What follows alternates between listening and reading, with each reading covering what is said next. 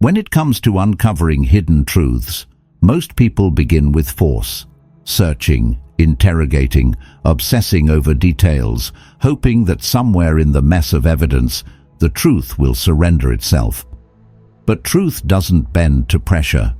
It retreats from it, because people, especially those who carry secrets, are masters of emotional disguise. They don't just lie to you, they lie to themselves first. They rehearse, rationalize, build stories they can live inside without fully feeling the weight of what they've done. That's why betrayal isn't always uncovered through confrontation. It doesn't collapse because you demanded answers. It begins to crack when you introduce something far more dangerous than accusation, a calm, deliberate question that bypasses her defenses and speaks directly to the part of her that still remembers who she used to be.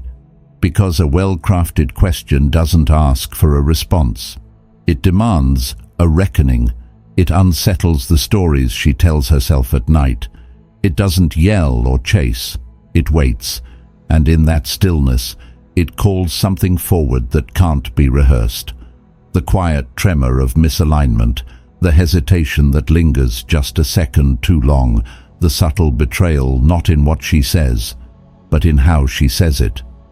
So when you ask her, "Are you still proud of the life we're building together?" You're not seeking a confession, you're offering a mirror, not to trap her, but to free yourself. Because that question isn't about whether she cheated. It's about whether she's still standing beside you, not physically, but in spirit. It's about whether her heart is still invested in the future you once imagined together, or whether that future has already been abandoned in silence. This message isn't about revenge, it's about reality. It's about coming back to yourself, not with blame, but with clarity. So if you're ready to see what that question unlocks, stay with me. What follows may not be easy, but it may just be the truth you've been ready to hear all along. And if you're walking this road with me, seeking clarity, not chaos, take a moment to like the video and subscribe to Stoic Station. Because even when the truth is heavy, you never have to carry it alone. 1. The power of the right question. There are questions we ask to gather facts. And then there are questions we ask to pierce through illusion. These aren't for getting answers, they're for shaking the soul awake. And in the aftermath of betrayal, there's one question that carries more weight than most men realize. Are you still proud of the life we're building together? At first glance, it may sound calm, even gentle, but make no mistake, this is not a passive inquiry. It's not small talk. It is a scalpel, precise and intentional, cutting through performance, rehearsed affection, and all the surface-level gestures that have been disguising a deeper fracture.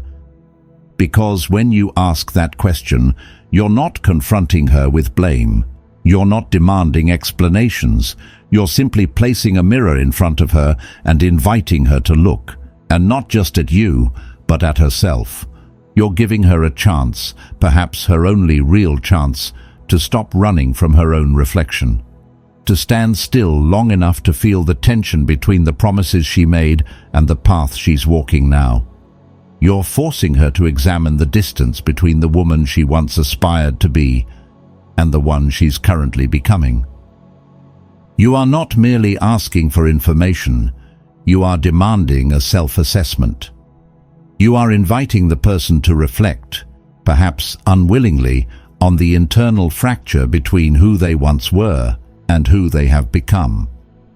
That fracture, hidden, denied, justified, is exactly where the lie hides. It's where excuses begin. It's where the moral compass begins to spin. And it's precisely what this question brings into focus. Because you're not just asking whether she's still invested. You're asking something far deeper. Does she still feel proud to be building something meaningful with you? Pride is not shallow. It's emotional ownership. It's the feeling that what you're co-creating is aligned with who you are at your core. And when pride fades, it often means integrity has already fractured. This question catches her off guard because it doesn't give her an easy escape. It isn't, "Are you cheating on me?" which she can deny in a heartbeat. It isn't, "Why have you been acting distant?" which she can spin into 1,000 reasons. No, it demands reflection, not defense. And in doing so, it removes the shield that most people hide behind when they're not ready to be honest. It brings her to a point of stillness, a moment where she has to choose: continue maintaining the story she tells you, or finally admit that she's no longer part of it. And here's the truth. When a woman is cheating or emotionally checked out, she can fake interest, she can fake affection, but pride is nearly impossible to fake. You'll see it in her eyes when you ask. You'll hear it in the delay before she responds. You'll feel it in her discomfort, in the way she tries to steer the conversation somewhere else. This is the emotional turning point. Because she's now standing at the intersection of two paths, one that demands honesty and one that continues in silence. And that silence, it's no longer protection, it's exposure. As the one asking the question, your power comes not from how you phrase it, but from how you hold the space afterward. No pleading, no chasing, no trying to fill the silence with your own fears. Just presence, just clarity, just strength. Because when you ask a question that forces her to confront the gap between her actions and your shared foundation, you're not just seeking the truth, you're reclaiming your place in it. And whether she chooses to be honest or not, that moment is no longer about her choice. It's about your awareness, your dignity, your ability to walk forward with your eyes wide open. You didn't ask to trap her. You asked because you needed to know if the life you're trying to build is still one she's willing to carry with pride. If she can't say yes with full conviction, then maybe the most honest answer is the one she can't even speak. 2. Emotional dissonance, the hidden sign of betrayal. You don't always need proof to recognize betrayal. In fact, sometimes the most undeniable truths are the ones never spoken. When a woman is unfaithful, whether emotionally, physically, or both, what gives her away isn't usually what she says. It's what her energy refuses to hide. There's a fracture that forms inside her, a split between what she wants you to believe and what she actually feels. She may say the right things. She might even try harder than usual to sound affectionate, supportive, invested. But over time, that script begins to wear thin because emotional dissonance is almost impossible to sustain without cracks appearing. She expresses love and loyalty verbally, but her body language conveys distance. Emotional alignment is almost impossible to fake convincingly over time. That's the part most men overlook. They listen to her words and want to believe them, especially if they're still hoping the relationship can be saved. But the body doesn't lie. The tone of her voice when she says, "I miss you," feels flat. The hesitation before responding to something sincere creates a pause too long to ignore. The way she used to look at you, open, soft, present, becomes a glance that drifts quickly away. Emotional dissonance shows up in the small, quiet ways. Nervous laughter at inappropriate moments. Reaching for her phone right after telling you she's just tired. An enthusiastic "I love you" paired with stiff posture and eyes that don't quite meet yours. And perhaps most telling of all, the increasing number of conversations that feel surface level, rehearsed, or emotionally disconnected. This isn't about paranoia. It's about paying attention with clarity instead of fear. You don't accuse, you don't chase, you simply observe. With time, you begin to feel that something's missing. Not because she says anything explicitly wrong, but because the rhythm between you, the unspoken emotional harmony, feels out of tune. That's the power of emotional dissonance. It doesn't announce itself with alarms. It whispers through misaligned cues, And once you've seen it, once you've allowed yourself to sit with the discomfort of noticing it, it becomes harder and harder to ignore. She may not even be aware she's doing it. That's what makes this kind of betrayal more complicated. A part of her is still trying to preserve the version of herself she promised to be, the loyal partner, the present woman. But the deeper part of her, the one entangled in guilt or distraction, can't keep pretending without emotional leakage. And that leakage tells a story all its own. If you pay close attention, you'll see the difference between someone who is present in love and someone who is performing it. One feels whole, flowing, warm. The other feels delayed, defensive, cold beneath the surface. And when you do notice it, when you catch the subtle shift in her posture, the mechanical tone of her affection, or the small flickers of avoidance, you won't need her to confess, because you'll realize something far more sobering. She's no longer with you emotionally, even if she's still physically beside you. That realization stings. It strips away the comfort of denial, but it also arms you with truth, the kind of truth you need to stop questioning yourself. Because what you're seeing isn't just a mood swing, it's a pattern. It's the silent unraveling of a connection that was once real, now held together by routine and unspoken tension. When that emotional alignment disappears, no amount of sweet words can fix it. You can't force her energy to return. And more importantly, you shouldn't try to. Your job is not to decode every inconsistency or confront every awkward pause.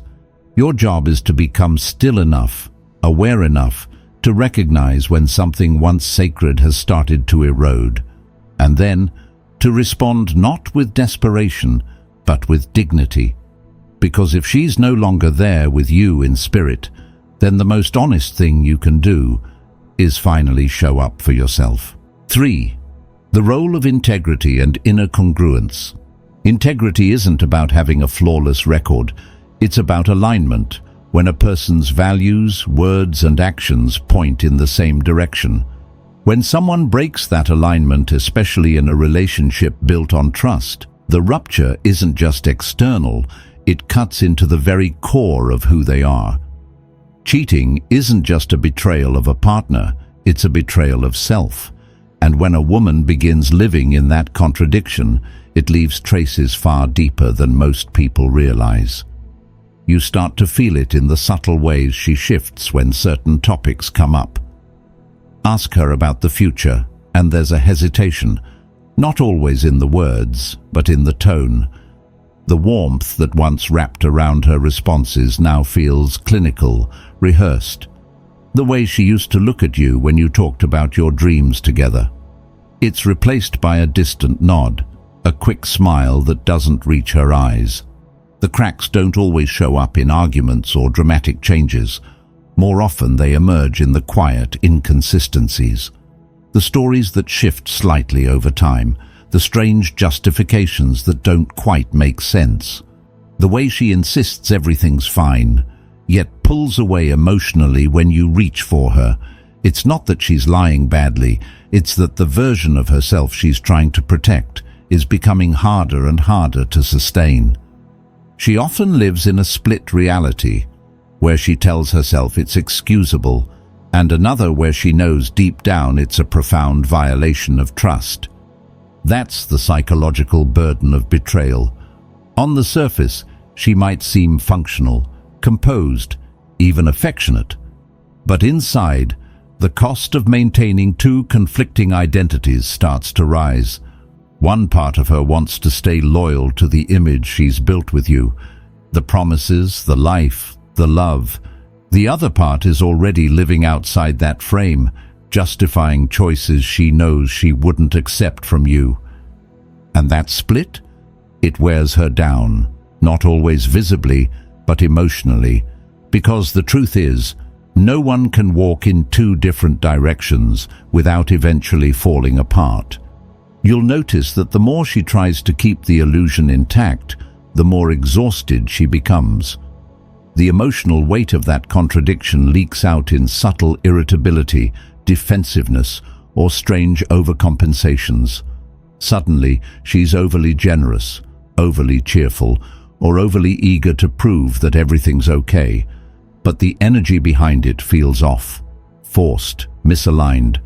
That effort is its own confession.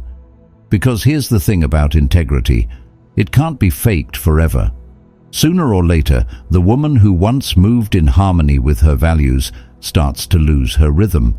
She says things she doesn't believe. She commits to things she no longer feels. And eventually, that mismatch becomes too loud to ignore, not just for you, but for her. This is where your awareness becomes power. When you notice her emotional rhythm is no longer in sync with her words, you don't need to argue. You don't need to dig or accuse. What you need is to remain rooted in your own integrity, to let her discomfort reveal what her explanations can't. Because betrayal has a strange consequence. The one who lies begins to lose connection with themselves, and in that disconnection, something shows up in their eyes, their speech, their silence.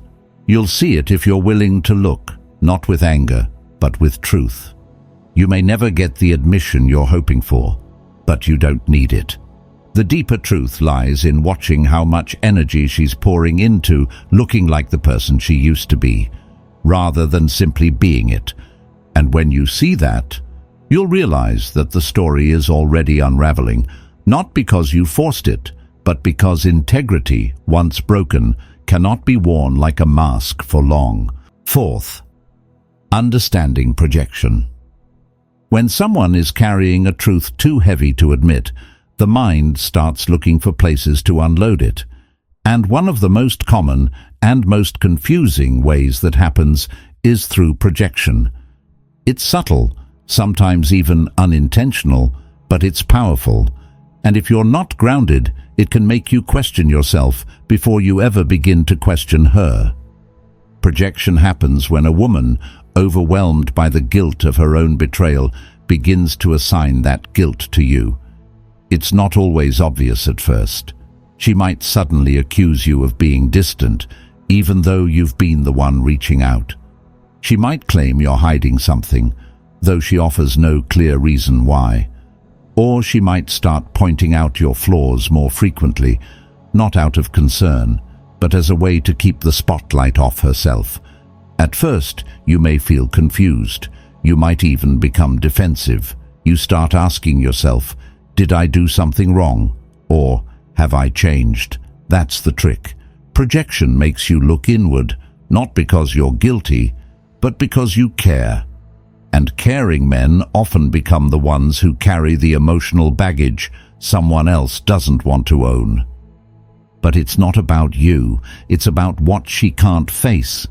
It's about the pressure building up inside her, the pressure of knowing that her actions no longer align with her image, her words, or the life she said she wanted to build with you. Projection is not merely evasion, it's a window into fractured integrity. And once you understand that, her behavior starts to make more sense. Her frustration isn't just with you, it's with herself. Her accusations aren't rooted in truth. They're rooted in her need to distance herself from the shame she hasn't processed. In some ways, it's easier for her to believe you are the problem than to confront the reality of what she's done. That doesn't make it right.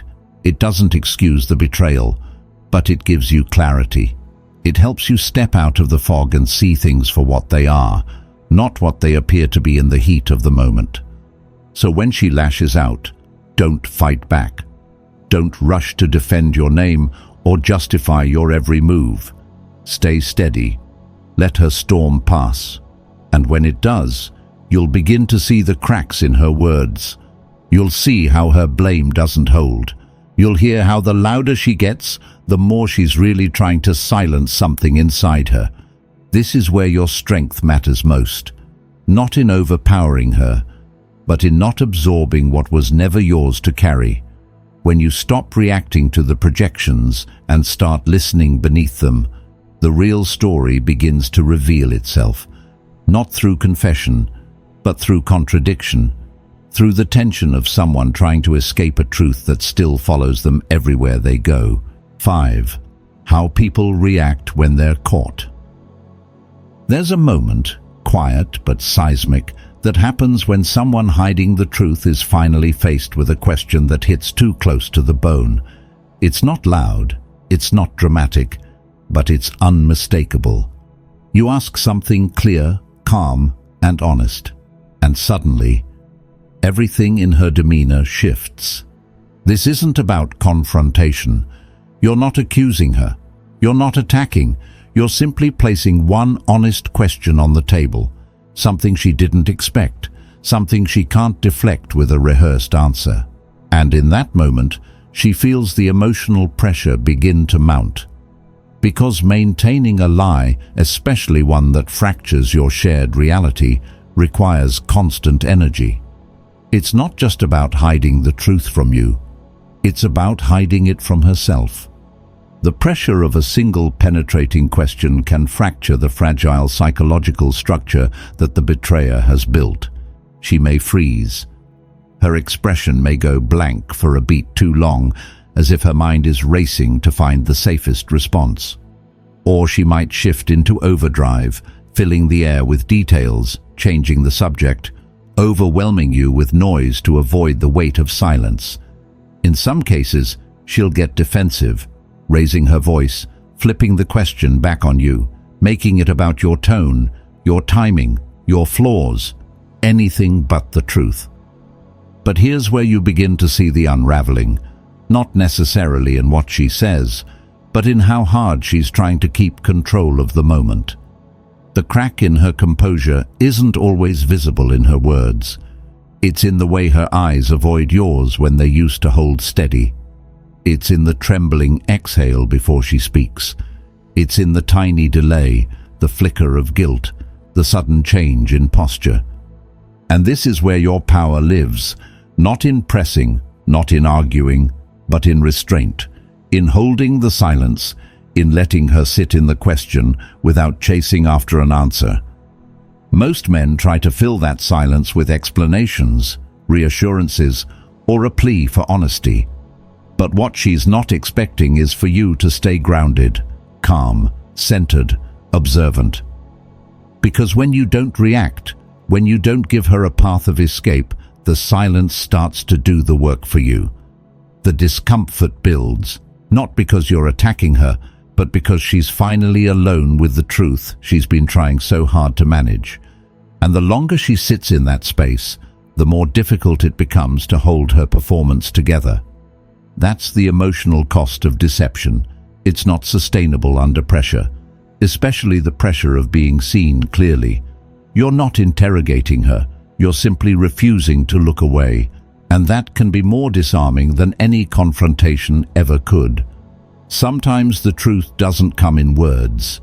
It comes in what she can't keep holding back, the fidgeting, the scattered thoughts, the defensiveness that arrives before you even finish your sentence.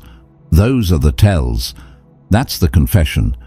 And the more she tries to control the narrative, the more you'll see her struggle to maintain it. Because the truth has weight, and once it's been touched, even indirectly, it demands space. It pushes against every excuse, every deflection, every half-truth, until finally she either faces it or breaks under it. So ask the question, not with rage, but with clarity, and then wait. You don't need to force the truth. You only need to stay present long enough for it to reveal itself. Sometimes the most powerful thing a man can do is nothing. Nothing but listen, nothing but watch. Because if she's hiding something, the silence that follows will speak louder than anything she could ever say. 6. The one question. Are you still proud of the life we're building together? It's not just a question, it's a quiet confrontation with the truth. And when spoken sincerely, are you still proud of the life we're building together, becomes more than words. It becomes a mirror she may not be ready to face. This question doesn't accuse, it doesn't demand, it doesn't come wrapped in anger or suspicion. That's what makes it so powerful. It brings her back, if only for a moment, to the foundation of your relationship, the shared promises, the sense of purpose, the quiet moments that once felt sacred between the two of you.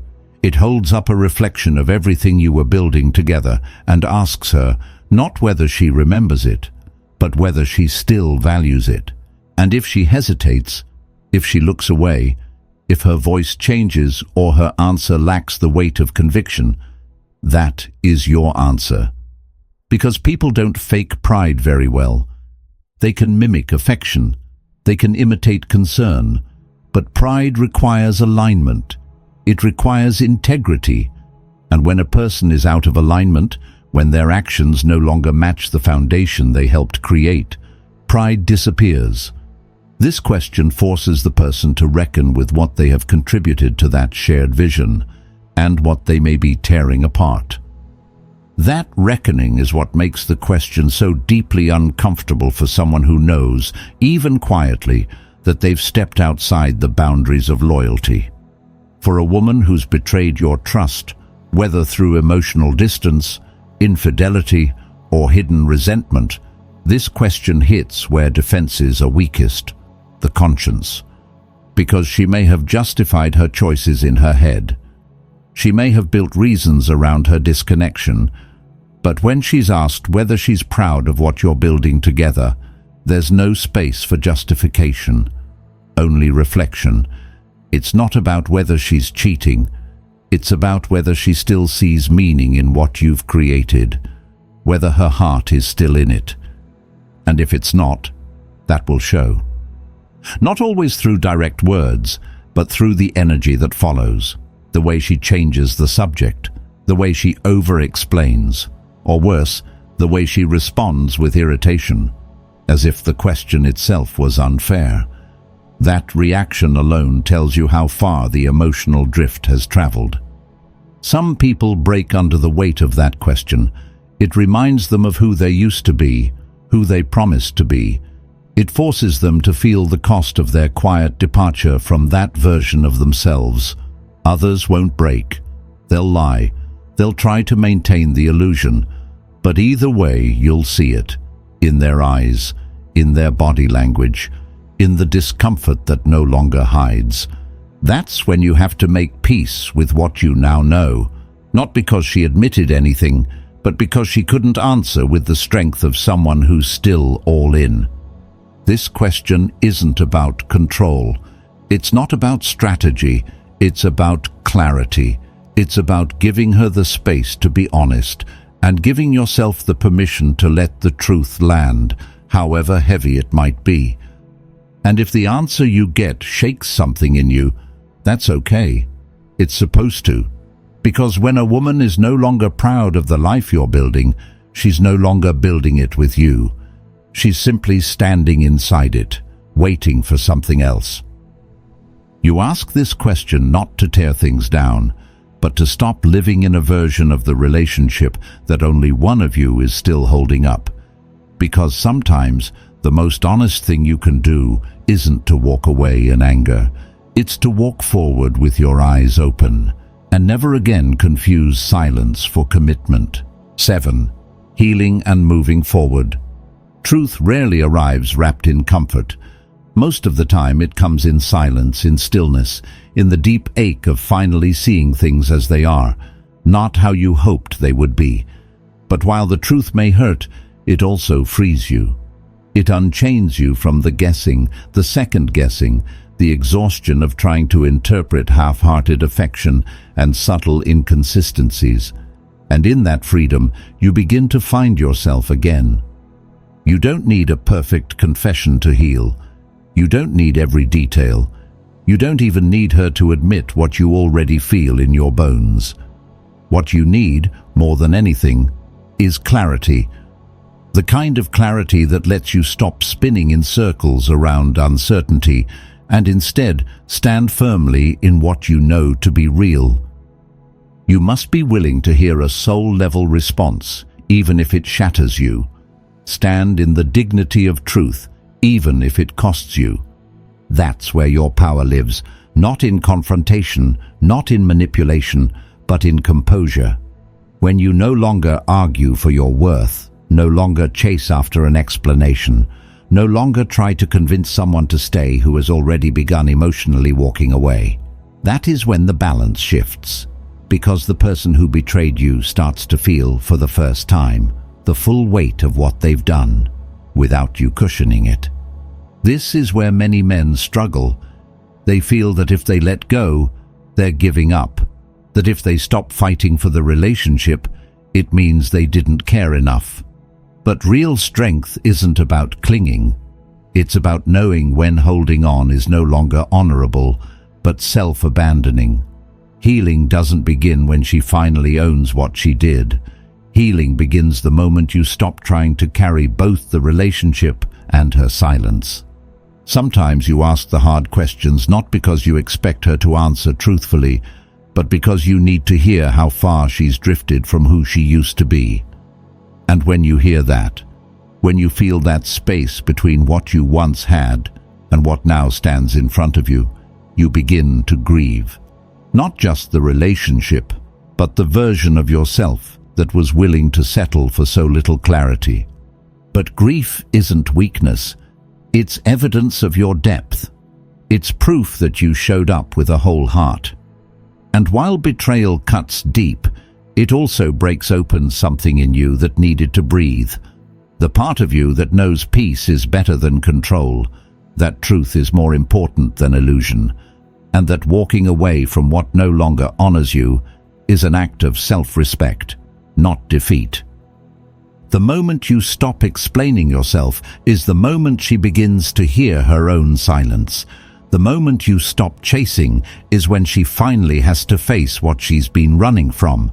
And whether she turns around or keeps going, you'll know you met that moment with dignity. You don't move forward by forgetting what happened. You move forward by refusing to let it define your future. You learn. You let the lesson shape you, not harden you. And when the time is right, you love again, but not from fear, not from emptiness, and not from the need to fix what someone else broke. You love from truth, from presence, from strength. Because healing doesn't mean you stop feeling. It means you stop begging for something that was never real enough to begin with. And once you stand in that truth, even if it shakes you, you'll find a peace that no betrayal can touch.